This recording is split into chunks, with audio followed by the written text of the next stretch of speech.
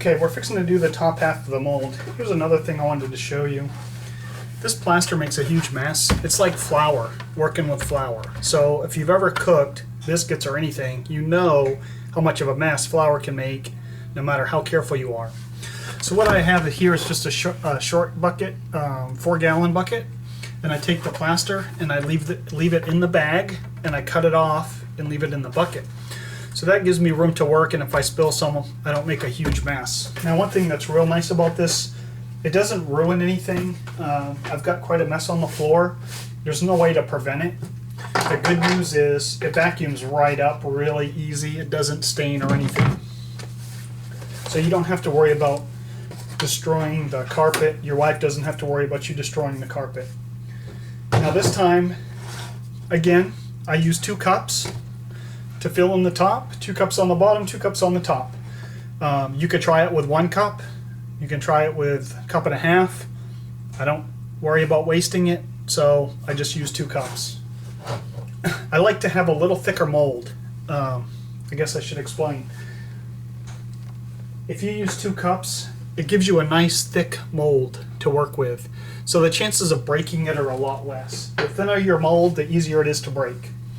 Now this time what I've done is I don't have a need to work with the plaster to get my baits all perfect in line. So instead of using refrigerator water, I use tap water.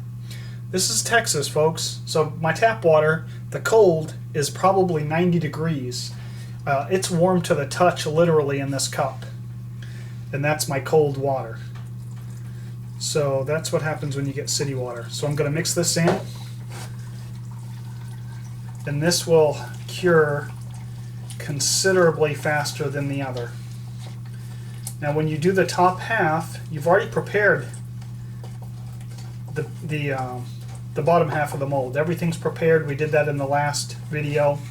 When you do the top half, the only thing you have to worry about when you pour it is air bubbles. So we're going to mix it up real good.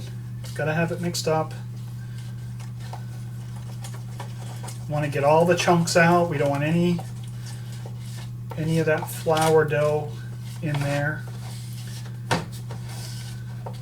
Going to make sure it's mixed up really well, especially on the top, because the heavy stuff settles down on top of your baits. We don't want anything settling on our baits. We want nice, clean baits.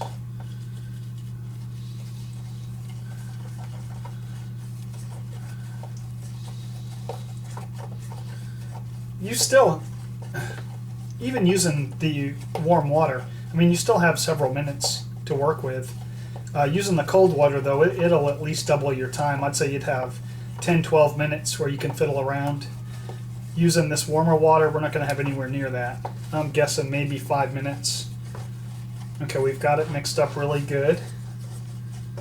I don't see anything in there. It does have some air bubbles, but we're going to have those.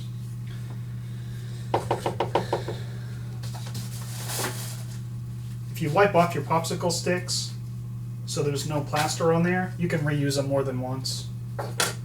Now I got this mess on my fingers.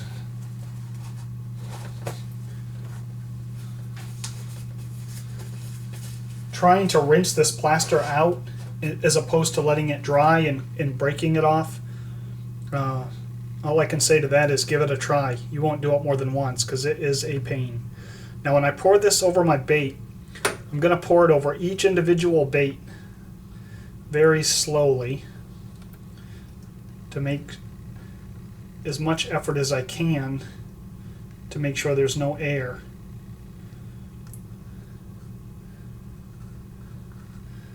I've been doing it this way and it works. It seems to work a lot better than dumping it just, you know, like we do the bottom where you just dump it in. That's not going to make any sense to you in a minute when you see what I do after that, but all I can say is that seems to work the best so far. I've made a lot of molds. Some have gone straight in the trash and some have worked. You just have to experiment. Okay, now what we're going to do is we're going to take and work this. Well, I was going to clean that, but I can see it's no good. What we're going to do now is we're going to take and work this plaster as well as we can.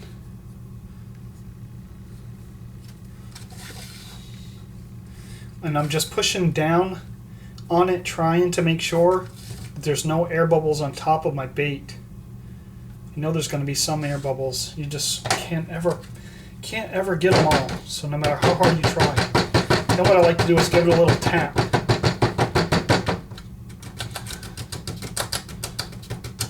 And you can, if you can see, try to zoom in, extreme close up.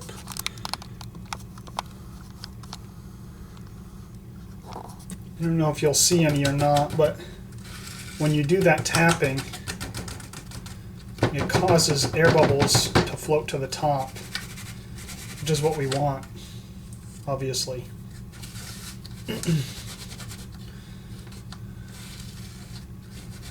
Just work it a little bit.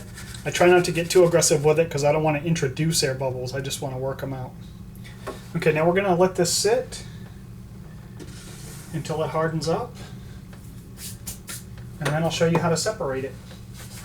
And that is how you make a two-part mold for a hand pour, but we'll finish it later. It's not done yet. We'll be back in a bit.